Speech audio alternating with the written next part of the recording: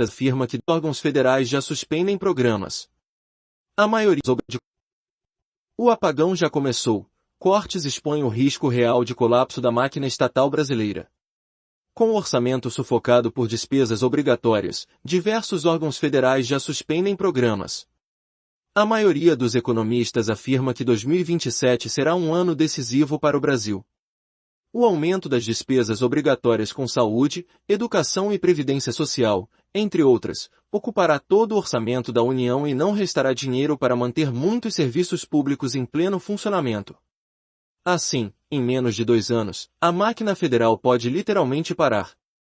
O apagão, porém, não virá como uma interrupção abrupta das atividades, e sim, como uma gradual desativação dos serviços prestados à população, um processo que já começou, a julgar pelos relatos de órgãos federais que, desde o fim de maio, reduziram o expediente, cortaram funcionários, suspenderam programas e adiaram investimentos.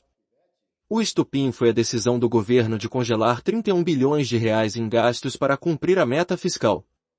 Mesmo o desbloqueio de quase 21 bilhões em julho, conduzido pela equipe econômica do ministro da Fazenda, Fernando Haddad, com o apoio da ministra do Planejamento, Simone Tebet, não representou uma grande melhora para a maioria dos afetados. Seguimos com a água batendo no nariz, diz Vinícius Benevides, presidente da ABAR, entidade que reúne mais de 70 agências reguladoras, incluindo as 11 da União. Respiramos com dificuldade.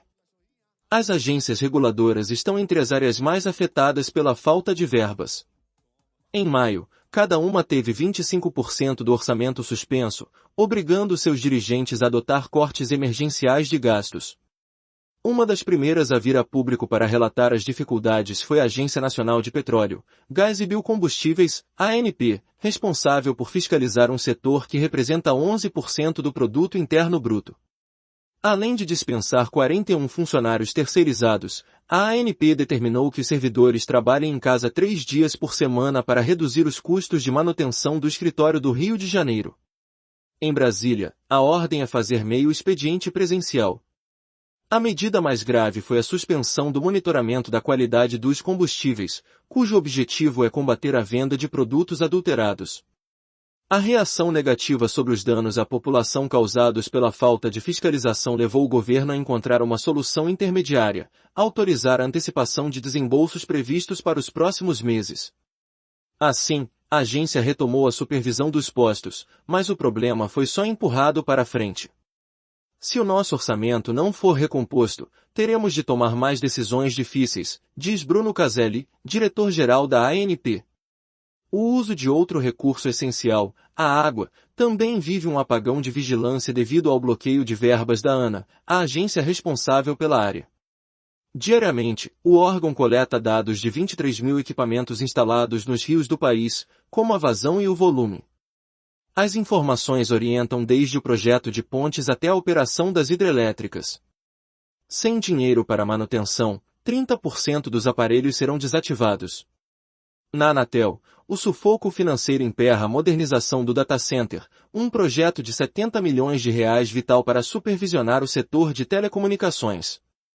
O órgão também sofre para atender às reclamações que mais de 1 milhão de clientes das operadoras apresentam por ano e adiou a compra de drones que seriam usados para fiscalizar as frequências, com o objetivo de impedir que uma empresa interfira na faixa de transmissão de outra.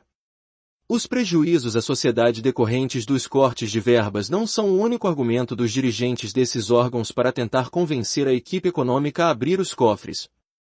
Todas as agências dão muito retorno financeiro ao Tesouro, afirma Cristiana Camarati, membro do Conselho Diretor da Anatel. Em 2024, a União angariou 95 bilhões de reais em receitas geradas pelas 11 agências federais com a aplicação de multas, coleta de royalties e leilões de concessões, entre outras fontes. Não faz sentido econômico reduzir as atividades de regulação, já que elas contribuem para o caixa do governo, diz Verônica Sanches, diretora-geral da ANA. Outras engrenagens da máquina pública também são corroídas pela falta de dinheiro. A Força Aérea Brasileira manterá no chão parte de sua frota e afastará mais de 100 pilotos. Além disso, restringiu o uso de aeronaves para o transporte de autoridades. No Itamaraty, diplomatas e funcionários de carreira estão pagando do próprio bolso as despesas com passagens e hospedagem em missões oficiais. Os reembolsos demoram, em média, 45 dias. Outra queixa é a demora em repatriar os servidores que desejam retornar ao Brasil após atuar em outros países. Sem verbas para bancar a mudança e as passagens, pelo menos 500 funcionários e seus familiares aguardam a remoção, enquanto faltam braços em Brasília. Temos um déficit enorme de gente, diz Gabriela Perfeito, presidente do sindicato que representa os diplomatas e funcionários. Os fatores que estrangulam o caixa da União são bem conhecidos. Ao permitir que as despesas obrigatórias cresçam mais que os 2,5% ao ano estabelecidos para o conjunto do orçamento, o arcabouço fiscal tira o espaço dos gastos discricionários que abrangem o custeio da máquina. A solução para que ela possa operar de modo satisfatório e entregar bons serviços, contudo, não está na leniência com o aumento do déficit fiscal nem em alimentar a voracidade arrecadatória do governo Lula. O primeiro passo seria promover uma reforma administrativa que modernize a gestão pública, tornando-a mais eficiente. O segundo é encarar os pontos que engessam o orçamento, como os gastos mínimos previstos na Constituição com saúde e educação e o reajuste de aposentadorias e benefícios pelo salário mínimo. Há pouco mais de um ano das eleições presidenciais e com uma base parlamentar em deterioração, são remotas as chances de Lula bancar medidas efetivas de ajuste nas contas. Assim, as engrenagens da União correm o risco de travar já no ano que vem. Segundo estudo publicado em junho pela consultoria BRCG, especializada em macroeconomia, o governo terá a seu dispor apenas 33 bilhões de reais para custear seu funcionamento em 2026. A máquina começará o ano com o tanque de combustível na reserva, diz Matheus Ribeiro, economista da BRCG. Qualquer imprevisto e ela parará no meio do caminho.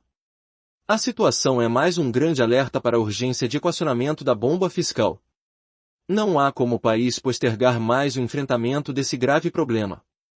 Publicado em Veja de 8 de agosto de 2025, edição número 2956. Giro Veja, sexta, 8 de agosto. Governo veta trechos de nova lei que muda regras do licenciamento ambiental. Os detalhes sobre próximos passos do governo em relação ao tema e a fala de Lula sobre bolsonaristas que ocuparam o Congresso são os destaques do Giro Veja.